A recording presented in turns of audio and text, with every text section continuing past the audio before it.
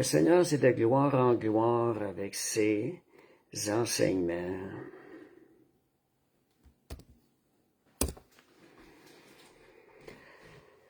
Merci Seigneur. Êtes-vous prêts? On va commencer. Alléluia. Amen. Bonsoir Marie-André. Gloire à Jésus. Alléluia. Une semaine de défi, mais avec l'Esprit Saint, c'est superbe. Yes. Amen. Gloire à Dieu. Merci Monique. Alléluia. On va présenter cet enseignement-là. On va se tourner vers le Seigneur, lui qui est fidèle en toutes choses. Alléluia. Gloire à Dieu. Père Céleste, merci pour cette belle opportunité ce soir, Seigneur, d'apprendre davantage de toi, de ta parole. Seigneur Dieu, que la grâce, Seigneur, tu nous accordes dans le Saint-Esprit, de connaître davantage ton cœur et ta parole nous soit accordée ce soir, Seigneur Dieu. Seigneur, et que cette grâce nous emmène, Seigneur, à te servir d'une façon qui est plus efficace dans ton royaume, Seigneur, faisant avancer ton royaume de Dieu de gloire en gloire. Et Seigneur, merci, Seigneur Dieu. Seigneur, que tu parles ce soir à tous ceux, Seigneur Dieu, qui vont être là présents et ceux qui vont l'écouter par la suite. Père, je te remercie, je te rends grâce. Au nom de Jésus. Amen. Bonsoir, Sylvie. Fait que Dieu agit selon ses lois et non pas selon nos émotions. Quel est le titre de ce soir? Combien est-ce qu'on a besoin d'apprendre cela? Nous autres, on est nés dans une nature qui a été corrompue, je le dis souvent. Cette nature-là, elle est basée sur les émotions. Les émotions, c'est quelque chose qui est pas stable. C'est quelque chose qui nous définit pas la réalité de la chose. Ce sont des choses qui sont instables et qui sont passagères.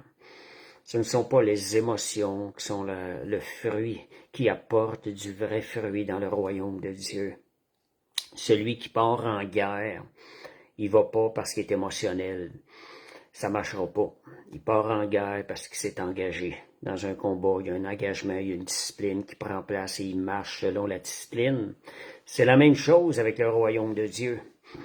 Merci Seigneur. Fait que, alléluia. Gloire à Dieu.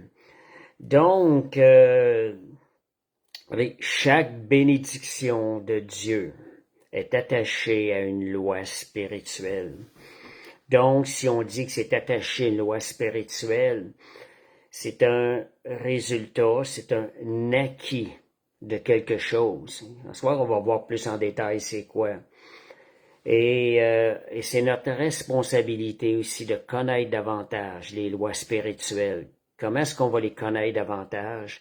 Ben, c'est dans notre relation personnelle avec Dieu. Le Saint-Esprit va nous révéler la volonté de Dieu, le cœur du Père, et aussi en étudiant la parole de Dieu, comme on va faire ce soir, ça va nous amener à connaître davantage les lois spirituelles, à connaître nos droits aussi. Vous savez que si vous allez vers un juge et vous arrivez avec un papier où il y a des lois décrites, les lois vont avoir autorité sur vos sentiments, sur vos émotions. Vous aurez beau essayer de convaincre un juge par des histoires de bonne volonté ou d'émotion, ça ne fonctionnera pas s'il y a un écrit où des lois spirituelles sont écrites. De la même chose, dans les lieux célestes, il y a un livre où des lois spirituelles sont écrites déjà, et tous doivent se soumettre à ces lois-là devant le grand juge. Et ici-bas, nous avons la parole de Dieu, la Bible, qui nous enseigne des principes, des lois spirituelles qui existent dans les lieux célestes. Parce qu'on est soumis, nous, sur terre, à des lois spirituelles dans les lieux célestes. Amen. Merci Seigneur. Alléluia.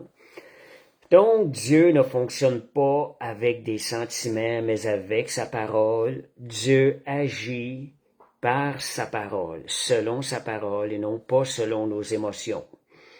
Est-ce que vous entendez les gens dire ces choses-là? Est-ce que vous vous surprenez à dire ce genre de questions-là? Je pense on passe tout par là. Qu'est-ce que j'ai fait de mal pour qu'il m'arrive ces choses-là?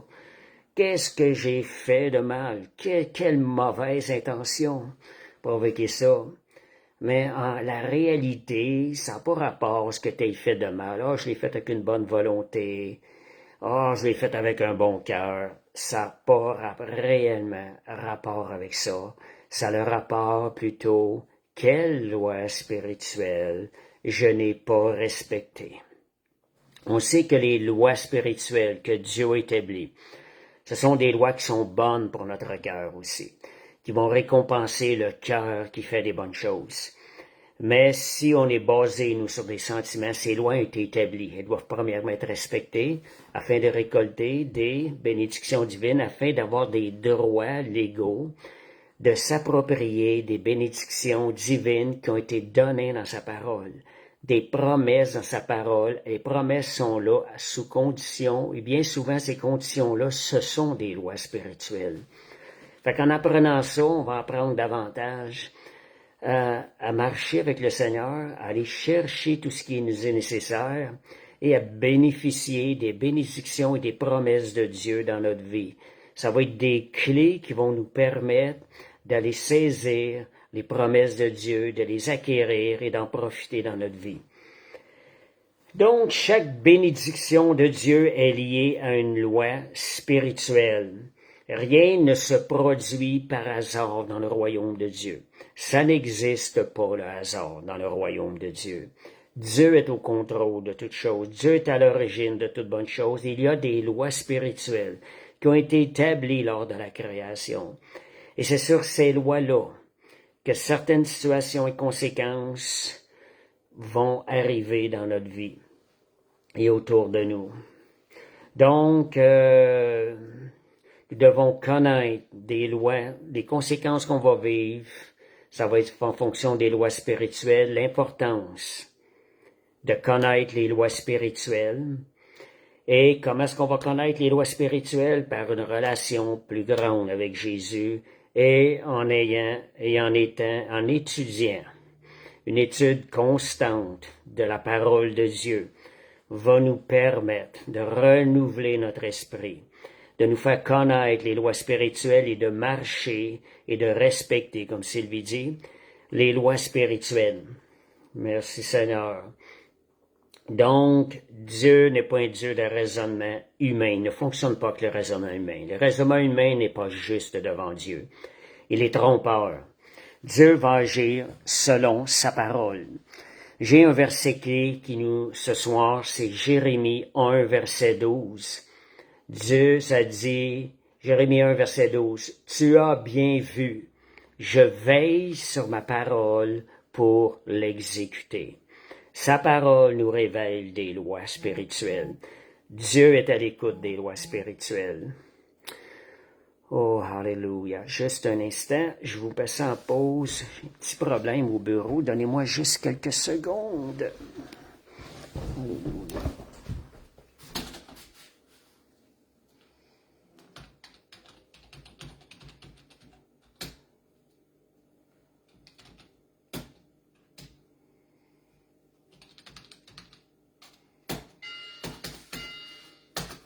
Ça y est, désolé pour la petite interruption.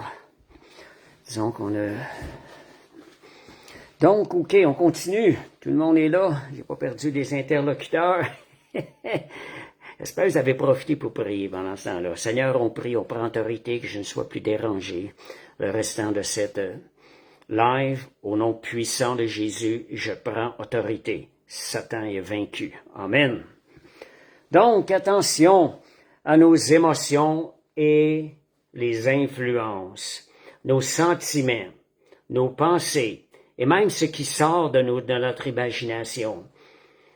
Attention à nos passions charnelles, les influences extérieures des fois du monde qui peuvent venir nous éloigner des principes spirituels. Quand on parle de principes spirituels, c'est rattaché aux lois spirituelles. Donc, on retrouve les principes spirituels dans la parole de Dieu. Donc, soyons alertes.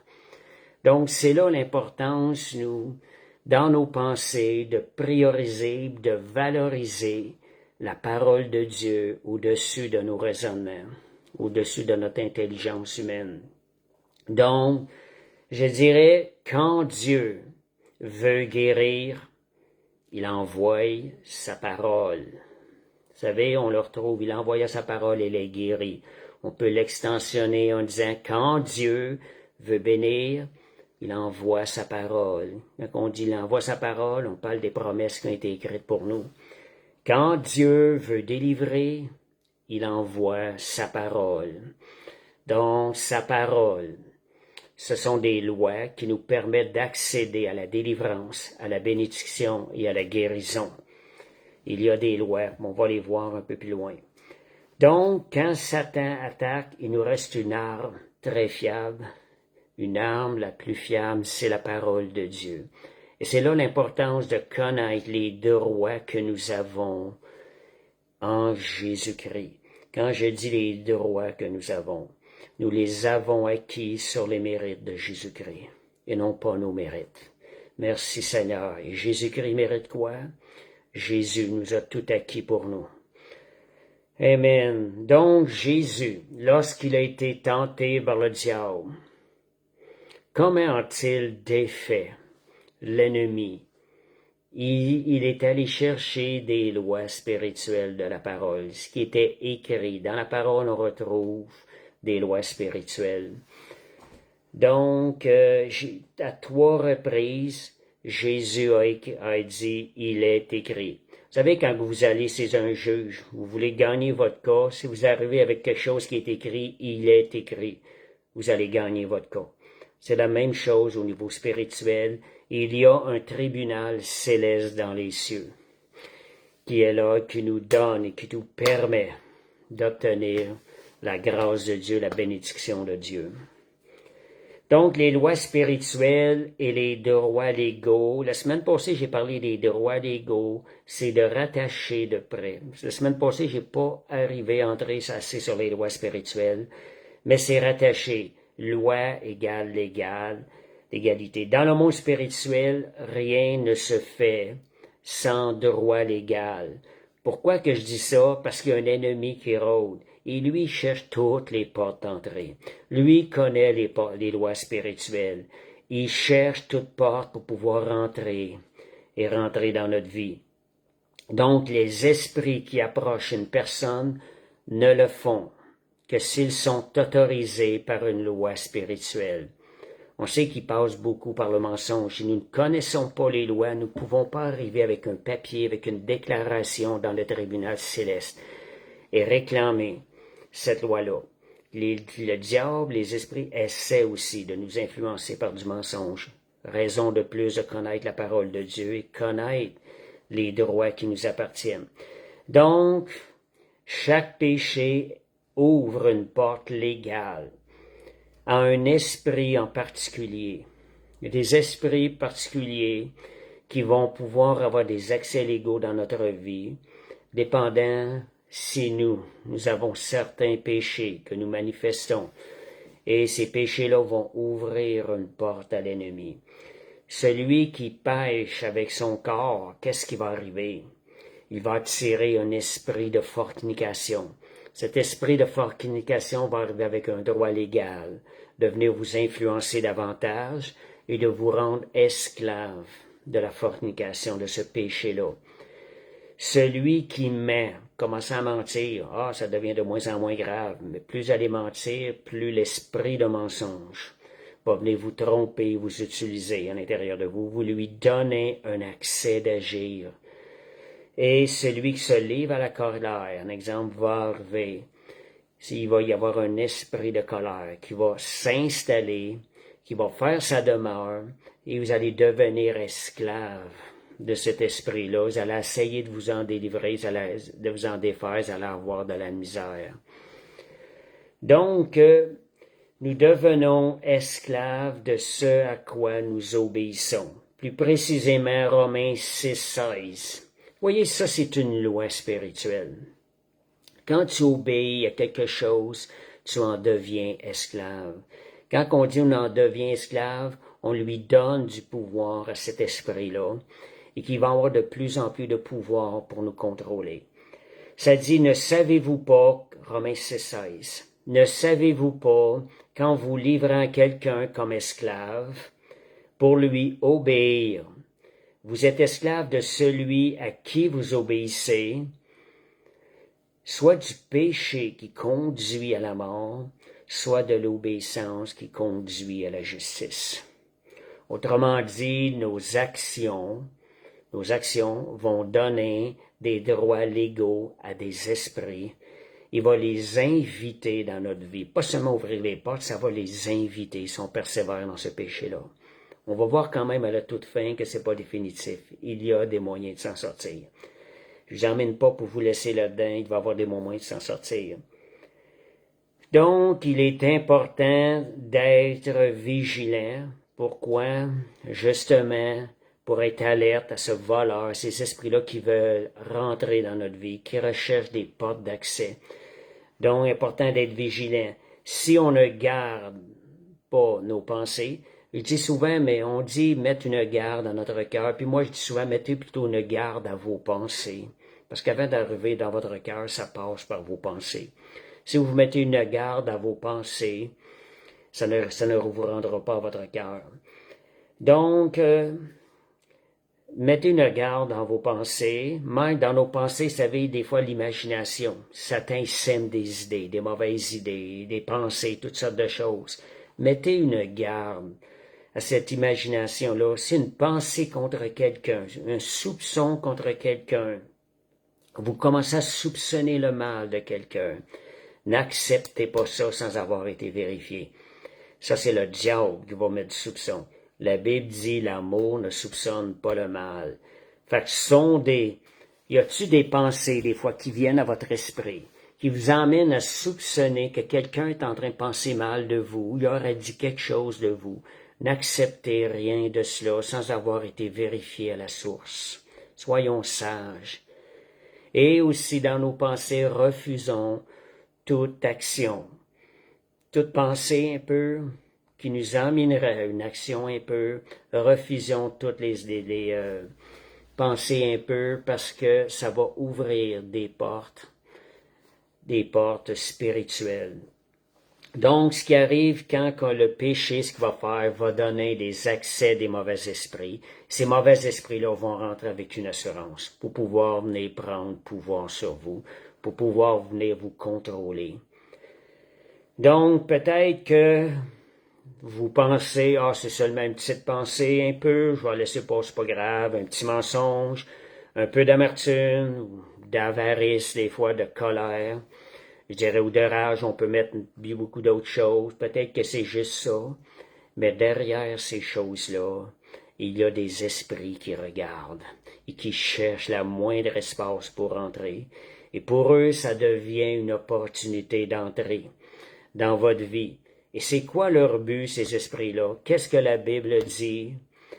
La Bible dit dans Jean 10:10, le voleur ne vient que pour voler, détruire et tuer. C'est le but de ces esprits-là. Ne laissez pas d'occasion à ces esprits-là de commencer à travailler un travail de destruction dans votre vie. Donc, les lois spirituelles, elles sont réelles. Dans le monde spirituel, tout est régi par des lois. Et selon ces lois, nous sommes ceux qui donnons des droits légaux au diable. C'est nous qui donnons des droits légaux au diable. Et s'il est invité, quand on parle du diable, on a dit le diable vient pour égorger, tuer, détruire, voler. Quand on parle du diable, on parle de son royaume. C'est pas seulement lui, ça l'inclut tous les démons qui travaillent dans son royaume. Donc, si nous péchons, nous sommes en train d'inviter. En d'autres mots, peut-être inconsciemment, disons bienvenue. Bienvenue à cet esprit-là qui vient pour voler, détruire. Donc, soyons attentifs à ça. Puis, qu'est-ce qui arrive des fois si on laisse la porte, si on répète le péché? Bien, ces esprits-là vont inviter aussi d'autres esprits. C'est des réalités spirituelles. Il y a des versets qui nous disent que l'Esprit va inviter d'autres esprits, va revenir avec d'autres esprits. Soyons sages. Éphésiens 4, 27 à 30 nous dit bien, ne donnez pas accès au diable. Donc la Bible est claire que c'est nous qui donnons accès au diable. Lui ne peut pas rentrer si nous lui fermons la porte, si nous veillons sur nos pensées. Et je vais aller un petit peu plus loin. Si vous êtes en train de prier, puis vous vous demandez comment ça se fait que les choses n'arrivent pas, pourquoi je n'obtiens pas les réponses à nos prières. La cause, des fois on est porté nous autres à sonder, ah Seigneur, c'est moi qui n'est pas correct, est-ce que ça? Non, c'est des fois plus précisément, est-ce qu'il y a quelque chose, Seigneur? Est-ce qu'il y a une faille légale que je donne à l'ennemi dans ma vie spirituelle? Et ça, puis je vous dirais, on a tendance à accuser, des fois on peut accuser Dieu ou le diable, mais plutôt allons vérifier dans la parole. Seigneur, montre-moi, quelle est cette faille-là? Vous demandez au Saint-Esprit. Saint-Esprit, à quel endroit, Seigneur, j'ai pu manquer? Révèle-moi, Seigneur, cette loi spirituelle que je n'ai pas respectée, que ce soit par inadvertance ou pas. Donc, demandez au Saint-Esprit. Puis lorsque le Saint-Esprit va vous le montrer, lorsque ça va être lui qui va vous le montrer, qu'est-ce qui va arriver? Il va y avoir une vraie repentance qui va se produire à l'intérieur. Quand je vous disais tantôt, c'est pas la fin, c'est parce que la repentance est la clé pour la délivrance des droits légaux. La repentance, c'est ce qui va nous faire renoncer aux droits légaux, va faire couper, nous faire reprendre les droits légaux qu'on va avoir donnés à l'ennemi. Donc, sans repentance, il n'y aura pas, je dirais, de verdict favorable en notre faveur et dans le tribunal céleste. Et sans la repentance, donc, les verdicts que nous avons donnés à Satan, ils ne pourront pas être annulés. La repentance est la clé qui va nous amener à annuler les droits légaux que nous avons donnés à Satan et à ses démons. Donc, ce qui arrive dans ce temps-là, s'il n'y a pas de repentance, il y a des situations qui vont rester bloquées. Il y a des verdicts qui vont continuer d'être prononcés contre nous dans le tribunal céleste. Donc, c'est là l'importance de se tourner vers le Saint-Esprit. Révèle-moi ces choses-là. Puis comme je vous disais, quand c'est le Saint-Esprit qui vous le révèle, vient aussi la repentance. Donc, Dieu envoie le Saint-Esprit pour nous emmener à la repentance. Est-ce qu'on est à l'écoute du Saint-Esprit? Est-ce qu'on est à l'écoute? Voulons-nous vraiment savoir pourquoi que j'ai pas cette réponse-là à la prière? Donc, sommes-nous attentifs à sa voix? Et lorsqu'on parle de repentance, c'est pas juste regretter.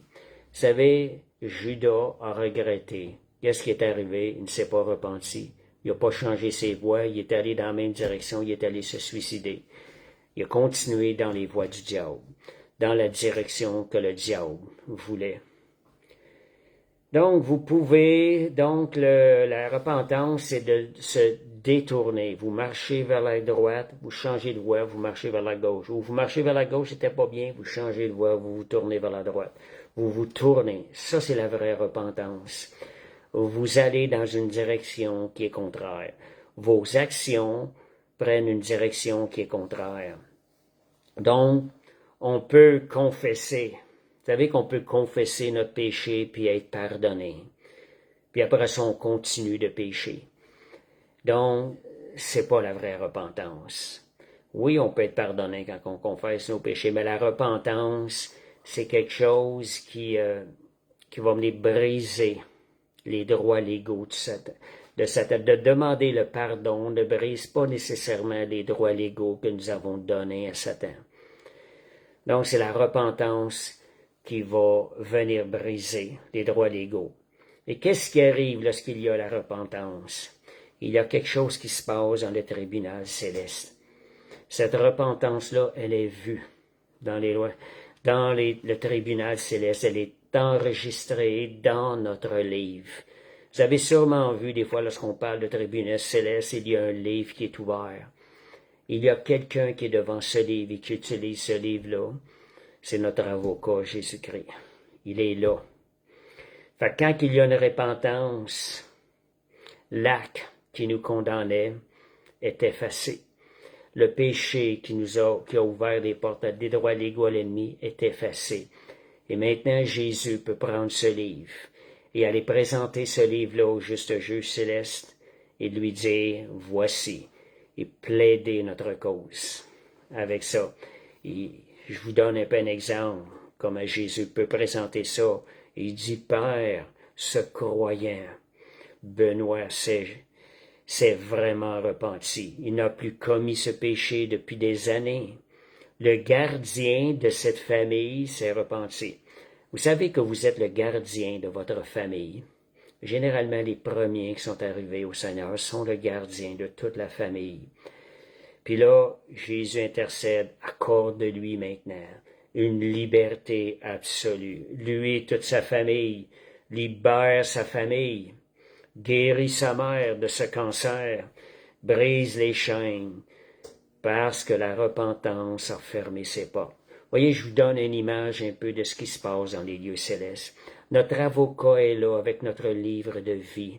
Quand il y a la repentance, le pardon et la repentance, le péché est effacé de ce livre. Nous avons maintenant un livre blanc que Jésus utilise et présente au juste juge lorsque l'ennemi vient pour nous attaquer. Et Dieu retire les droits légaux à l'ennemi de nous attaquer et de nous faire du mal. Ça ne veut pas dire que quand on reçoit une attaque, c'est toujours sous des droits légaux. L'ennemi vient souvent pour nous attaquer, mais s'il n'a pas de droits légaux, il ne pourra jamais gagner sur nos vies. Dieu va nous garder, va se charger de nous donner la victoire en toutes choses. Donc, réalisons qu'il y a une guerre dans les lieux célestes. Il y a une guerre qui est basée sur, je dirais, les ordonnances de la parole, sur les lois spirituelles qu'on retrouve dans la parole. Et ces lois-là, on les retrouve partout dans la parole, du début, je dirais, de la Genèse jusqu'à l'Apocalypse. C'est pas seulement dans le Nouveau Testament qu'on retrouve les lois spirituelles. On les retrouve de la Genèse jusqu'à l'Apocalypse, comment Dieu fonctionne. David, des fois je regarde David, comment il portait le jugement, des jugements. David connaissait l'Éternel d'une façon incroyable. Ça m'a toujours fasciné, comment David savait quand porter un jugement sur quelqu'un qui avait fait une action qui n'était pas correcte. David avait vraiment une bonne connaissance des lois spirituelles, une bonne connaissance comment Dieu fonctionnait. Et David est appelé un homme selon le cœur de Dieu. Si vous avez ce désir que David avait de connaître le Seigneur, mais que le Seigneur vous donne justement ce désir-là. Donc, confesser permet d'obtenir le pardon. Bien, il y a une différence à ça. Mais le repentir te libère des droits légaux que tu aurais donnés à l'ennemi. Donc, maintenant, je vais donner deux petits exemples de lois spirituelles. On a parlé un peu comment les retrouver dans la parole de Dieu. Je vais donner un exemple assez simple. Ça, c'est un des versets que j'aime tellement. Romains 2. On va y aller aussi avec le verset de Romains 1, verset 2. On retrouve là-dedans une loi spirituelle. C'est une des lois tellement glorieuses, là. Ça dit les lois spirituelles de la vie en Christ qu'on retrouve dans ce verset-là. Romains 8, 1. On va commencer avec le verset 1. Ça dit, il n'y a donc maintenant aucune condamnation pour ceux qui sont en Jésus-Christ. Il y a des versions qui ont coupé la condition. Je vais la rajouter. Pour ceux qui ne marchent point selon la chair, mais qui marchent selon l'esprit.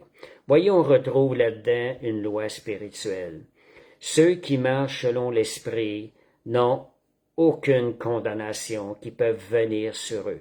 L'ennemi ne pourra venir les condamner dans le tribunal céleste si vous marchez selon l'esprit. Il se parle si vous marchez dans la chair, c'est quelque peu différent parce que vous ouvrez des portes à l'ennemi.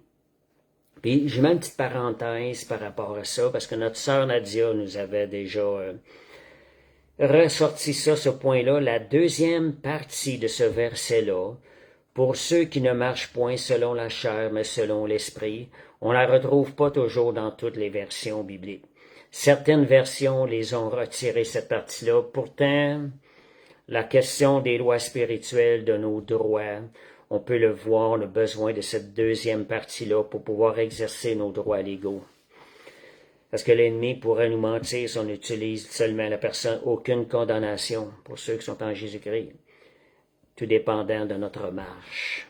Donc, je vous donne un peu l'idée, cette version-là, certaines versions, je fais un petit à côté en parlant de ça. Dans la King James, cette version-là est mentionnée. Ce soir, j'ai regardé, on retrouve des versions, cette version complète-là, dans la Osterwald, O-S-T-E-R-V-A-L-D de 1996. Il y a des versions qui sont plus complètes, d'autres ont retiré des parties. C'est important, je pense, de savoir, d'avoir des bonnes versions. Il y a la version Martin aussi, qui nous donne aussi la deuxième partie. Et j'ai vu, ce que je n'étais pas au courant, il y a une version King James français, semble-t-il, qui existe. Je ne l'ai pas vue, celle-là. Donc, c'est des recommandations, si jamais vous voulez aller plus profondément, allez voir. Ce sont des versions qui n'ont pas retiré des parties. La version Louis II, la dernière, semble avoir retiré des parties de ces versets-là. Donc, c'est peut-être la plus populaire, mais peut-être pas la plus complète, Louis II.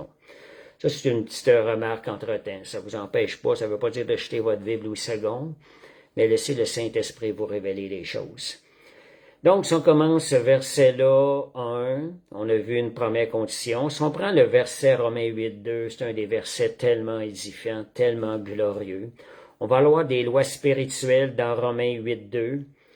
Ça nous dit, en effet, on nous parle de la loi de l'esprit de vie en Jésus-Christ m'a affranchi de la loi du péché et de la mort.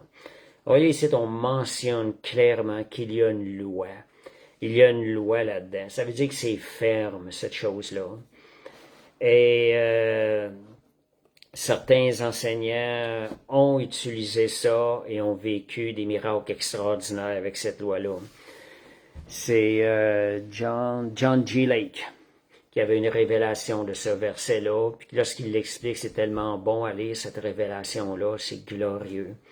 Ça dit, la loi de l'esprit de vie en Jésus-Christ m'a affranchi de la loi du péché et de la mort. Voyez, nous sommes affranchis du péché. Nous sommes affranchis de la mort. Pourquoi y a-t-il encore du péché? Il y a quelque chose, il y a une loi que nous n'avons pas appliquée, il y a une chose qu'on n'a pas compris. Donc, si je vais plus en détail, la vie chrétienne est régie par des lois spirituelles, non par des hommes, mais celles du royaume. Elle, la vie chrétienne, opère dans le monde invisible et elle détermine notre victoire sur le péché, sur la mort et sur les ténèbres. Donc, je vais aller sur la dernière section. Donc, la première loi qu'on voit là-dedans, ça dit « Je suis mort en Christ ». On va prendre un autre verset qui vient confirmer. Ce verset Romains 8.2, Colossiens 3.3. « Vous êtes morts et votre vie est cachée avec Christ ». Donc, vous voyez, ça, c'est des choses qui ont été décrétées pour ceux qui sont nés de nouveau. Si vous êtes nés de nouveau, vous avez accès à ces lois-là. Vous êtes morts et votre vie est cachée en Christ, en Dieu.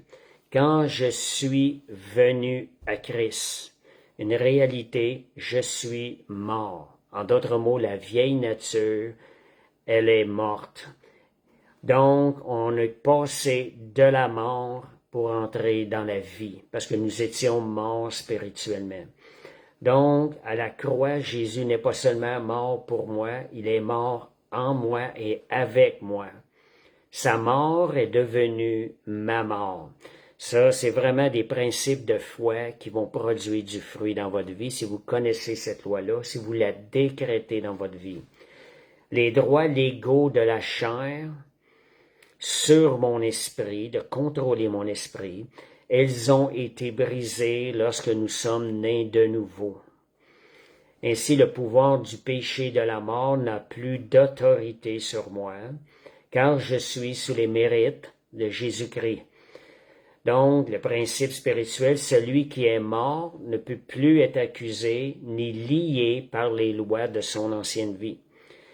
Si vous avez des problèmes avec le péché, vous avez de la misère à aller chercher la victoire, allez décréter cette loi-là, confessez-la, cette loi spirituelle-là, et elle va s'appliquer dans votre vie, parce que cette ancienne vie, ce n'est plus vous qui vivez, ce n'est plus nous qui vivons, c'est Christ qui vit en nous. C'est une question de manière de s'en approprier, c'est d'aller décréter ces versets-là. Deuxième loi qu'on a vu, qu'on peut voir dans Romains 8.2. Je suis passé de la mort à la vie. Je vous emmène un verset qui vient confesser ça, qui vient confirmer ça. Jean 5.24. Celui qui écoute ma parole et qui croit en celui qui m'a envoyé a la vie éternelle. Donc, on ne voit pas de condition. C'est une loi qui est indiquée. C'est ça qui est un fait. Il est passé de la mort à la vie. Nous n'avons plus rien à faire avec la mort.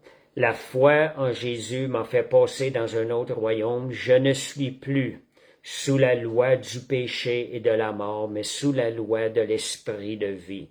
Le péché produit la mort. Nous ne sommes plus sur la mort. Les droits légaux de la puissance de la chair devenez contrôler votre vie. Sur la vie de l'esprit, ce sont des droits qui ont été brisés à la croix. C'est à vous de prendre la parole et d'arriver avec ça. C'est écrit, voici mes droits dans le tribunal céleste. Et le Saint-Esprit va répondre en fonction de ce que vous allez décréter sur votre vie. Décrétez ce qui a été écrit sur votre vie. Donc, c'est une réalité spirituelle, même si dans nos sens naturels, on ne le perçoit pas. Nos sens naturels on a 500, on a des sens spirituels parce que nous sommes un esprit maintenant. Donc, il faut davantage marcher selon nos sens spirituels. Donc, il arrive, c'est normal que nos sens naturels ne perçoivent pas cette réalité-là, mais nous devons marcher non selon la chair, mais selon l'esprit. Donc, la vie éternelle, ce n'est pas futur, ça commence aujourd'hui. Déjà, je suis dans la vie éternelle, la vie qui ne périt pas. Troisième loi, Colossiens 3.4, qu'on voit dans Romains 8.2, qui vient rejoindre le verset de Romains 8.2. Christ est ma vie. Quand Christ, votre vie, paraîtra, alors vous paraîtrez aussi dans la gloire. Donc, Christ, c'est pas seulement la source de ma vie, c'est ma vie elle-même. Voyez, ça, ce sont des choses écrites que vous pouvez décréter. Allez dans le tribunal céleste quand le diable cherche à avoir place dans votre vie, à gagner, à essayer de vous faire pécher, vous tentez ces choses-là. Allez décréter ces choses-là, ces paroles-là. Ma véritable existence, elle est cachée en lui. Quand je dis quand vous décrétez ça, vous êtes en train de vous identifier à l'œuvre de Jésus tout accompli à la croix, ce qu'il a déjà accompli. Donc, vous êtes à l'abri maintenant, vous vous mettez à l'abri de toute puissance qui voudrait venir vous détruire. Donc, si ma vie, elle est cachée en Christ, il n'y a aucune force, ni aucune maladie, ni aucune attaque spirituelle qui pourrait venir me vaincre ou m'anéantir. Comme je dis, ils peuvent venir attaquer, mais ils sont déjà vaincus. Demeurons dans notre nouvelle identité. Donc, si je suis caché en Dieu, l'ennemi ne pourra du tout venir nous détruire, nous affaiblir, ni nous corrompre. Donc, maintenant, comment rendre ces lois-là spirituelles? Comment les débloquer dans notre vie davantage?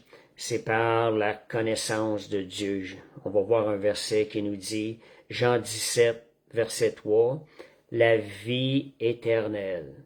Donc, qu'est-ce qu'on a parlé de cette vie-là? C'est aussi la vie éternelle. La vie en Christ, c'est la vie éternelle. C'est qu'ils te connaissent, toi, le seul vrai Dieu, celui que tu as envoyé, Jésus-Christ.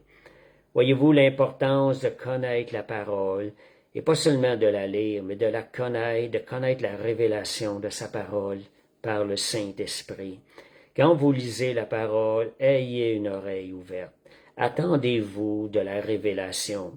Ne vous confiez pas dans le raisonnement humain. Ne vous attendez pas seulement du raisonnement humain. Vous devez vous attendre de la révélation du Saint-Esprit qui est supérieure. C'est ça qui va vous permettre de connaître le cœur de Dieu et de connaître davantage les lois spirituelles. Donc, les lois spirituelles, ce sont des réalités qui sont célestes. C'est les réalités célestes, override, je dirais. Elles viennent par-dessus contrôler les réalités terrestres que l'on voit ici-bas dans notre vie. Donc, par la croix, la loi du péché et de la mort est annulée. Voyons, on va donner des lois spirituelles et résumer. Il y a 3 lois ici là, qu'on peut résumer. Par la croix, la loi du péché et de la mort est annulée parce que Jésus a vaincu la mort. Par la foi, par notre identification à Christ, par notre union avec Christ, nous passons dans la vie éternelle, dans cette vie qui ne peut se corrompre. 3e chose, par la connaissance de Christ, nous activons la puissance de Dieu. Et donc, je vous donne un autre petit exemple, on va aller un petit peu plus vite celui-là.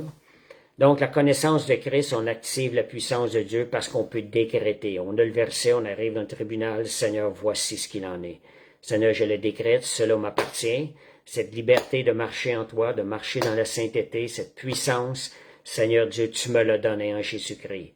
Et Seigneur, merci Seigneur de ce qu'elle s'accomplit dans ma vie maintenant. Donc, un autre exemple de loi spirituelle, je vais aller un petit peu plus rapidement, c'est Jacques 4:8. Approchez-vous de Dieu et il s'approchera de vous. Voyez, c'est simple. Vous voulez être plus près de Dieu, la Bible commence, approchez-vous de Dieu. Voyez, c'est une loi. Si vous vous approchez, Dieu va s'approcher de vous. Donc, plus tu travailles à t'approcher de lui, plus tu vas expérimenter des délivrances et des chaînes seront brisées. Parce que plus tu t'approches de la lumière va chasser les ténèbres. Elle chasse les ténèbres. Et comment qu'on peut faire ça de façon plus pratique? Premièrement, nettoyez vos mains. On voit tout de suite le verset qui est rattaché à ça, Jacques 4:8. Nettoyez vos mains, pécheurs, purifiez vos cœurs, hommes irrésolus. On commence vraiment par setter notre cœur. Seigneur, je vais être là avec toi, Seigneur, en règle. Donc, le premier pas, c'est nous qui devons le faire. Quand tu en fais un, ça c'est une chose, une façon de le dire, quand tu fais un pas, Dieu en fait 10 vers toi. Et le deuxième pas, c'est la prière. Psaume 145:18, l'Éternel est près de tous ceux qui l'invoquent. Fait qu'on parle de proximité avec Dieu, d'être près de Dieu. Donc, c'est la prière, notre relation avec Dieu, lorsqu'on invoque le Seigneur. Il y a quelqu'un qui avait une vision, il voyait un homme qui était lié, puis cet homme-là, il s'approchait, il se travaillait pour s'approcher de Dieu, puis de Jésus, puis il se demandait comment se fait que Jésus n'allait pas vers lui. Mais c'est un principe spirituel. Puis la personne, plus elle travaillait, plus elle commençait à s'approcher, travaillait durement, plus il y a des liens qui commençaient à briser, jusqu'à qu'elle soit très près d'elle, puis jusqu'à un moment donné, ils sont devenus un dans la lumière. Ils sont devenus un. Vous voyez, c'est nous qui devons faire le premier pas. C'est quand même une loi parce que Christ a déjà tout accompli pour nous à la croix. Donc, Moïse s'est approché du buisson ardent. Qu'est-ce qui est arrivé? Il a entendu Dieu lui parler. Puis une autre chose qu'on peut dire, quand le fils prodigue est revenu, le père a couru vers lui. Ça, la parabole du Fils prodigue est une représentation du cœur du Père céleste et de celui qui revient vers le Père. Fait qu'on voit que le Père a couru vers le Fils lorsque le Fils premièrement est revenu vers le Père. Fait qu'on a, comme je vous disais, quand nous faisons un pas, Dieu en fait 10 vers nous. Donc, on termine en un petit résumé. Dieu agit selon des lois de sa parole. Nos émotions ne pourront pas changer ces lois. Et nos actions vont déterminer, c'est nos actions, vont déterminer les droits spirituels que nous allons accorder au mauvais esprit. Et notre victoire va dépendre de la parole que nous allons porter en nous. Plus nous allons nous remplir de sa parole, plus nous allons expérimenter la victoire de Christ. Donc, il y a aussi un point, la clé pour briser des droits légaux qu'on aurait pu donner à Satan, c'est pas chose perdue, c'est arrivé, c'est la repentance. Gardons un cœur repentant. Soyons à l'écoute. Et demeurons remplis de sa parole. Si nous sommes remplis de sa parole, on va connaître nos droits légaux. L'ennemi ne pourra pas venir nous mentir et nous voler ce qui nous appartient en Jésus-Christ. Donc, la guerre spirituelle, c'est quelque chose qui est basé, c'est sur une base légale de loi. Ça, c'est le principe de la guerre qu'on a. Donc, il y a une guerre qui est dans les lieux célestes, elle existe, et elle se joue sur des lois, sur les ordonnances spirituelles qui ont été établies lors de la création, qui sont aussi écrites dans la parole de Dieu. Donc, tout est une question de l'égalité spirituelle. Ça, on n'est pas habitué dans notre raisonnement à penser ça. Ayons davantage, développons cette pensée-là davantage. Alors, connaissant ces choses-là, veillons à ne pas donner de droits légaux à l'ennemi. Veillons à fermer la porte à l'ennemi qui vient pour attaquer et à ne pas lui donner accès non plus. Veillons sur ces choses-là. Ne donnons aucun accès au diable. Fait que merci Seigneur.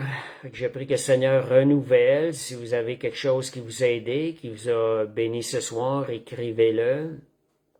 Et c'est bon de voir. Vous savez, des fois, quand quelqu'un peut voir comment ce que vous avez reçu, bien souvent, c'est de même aussi. Quand je parle à quelqu'un d'autre, je reçois des fois davantage quelque chose que j'ai pu manquer du message. S'il y a des choses qui vous ont été comme des lumières ce soir, qui vous ont éclairé, écrivez-les. Ça peut servir à d'autres de saisir, je dirais, cette perle de la parole qu'on n'a peut-être pas saisie. Moi, je vous le disais, quand j'aime demander à des gens ce qu'ils ont reçu après un enseignement, puis j'avoue que je reçois. Il y a des choses que je n'ai pas saisies, mais que eux ont saisies, donc ça devient une occasion pour moi de m'édifier davantage avec ça. Fait que merci Seigneur. Alléluia. Fait qu'on va terminer par la prière. Fait que comme je vous disais, je vois pas rien qui est écrit. Fait que merci Seigneur. Seigneur, on va terminer par la prière. Père Céleste, on te remercie, Seigneur Dieu. Merci, Seigneur, de nous révéler ta parole. Seigneur, de nous rendre encore plus alertes. Éveille notre esprit afin que nous soyons alertes aux attaques de l'ennemi et aux mensonges de l'ennemi. Et Seigneur, viens nous révéler davantage. Seigneur, ces droits spirituels, ces lois spirituelles, Seigneur, qui nous ont été acquises par les mérites de Jésus-Christ. Seigneur, merci de nous donner la révélation. Merci de nous fortifier ce soir, Seigneur Dieu. Et Seigneur Dieu, que notre vie, Seigneur Dieu, avance davantage dans la gloire de Christ. Seigneur, que nous soyons plus forts et mieux équipés spirituellement pour travailler à ton royaume. Merci pour ta grâce, Seigneur Dieu, de connaître ta parole, que le Saint-Esprit nous la rappelle sans cesse au bon moment, Seigneur Dieu. Et bénis chaque personne, Seigneur Dieu, qui entend ce message, que ce message puisse les fortifier dans leur marche avec toi. Au nom de Jésus. Amen. Merci, Seigneur. Fait que je vous encourage à partager ce live-là. Partagez-le sur vos réseaux sociaux. Ça peut aider d'autres personnes qui ont besoin d'entendre ça et de les emmener plus loin, de les rendre plus forts à combattre l'ennemi. Et je rappelle qu'à l'Assemblée, on a l'intercession les mardis à 19 heures. Généralement, ça se fait à l'église. Cette semaine, on l'a fait à travers un Zoom à cause de la température. Et on a aussi les vendredis le café biblique qui est à 19h30 au 1884 Tillemont. On a notre assemblée du dimanche qui se fait à 14h au 1884 Tillemont. Comme je dis souvent, vous êtes les bienvenus, puis on va vous accueillir avec l'amour de Jésus.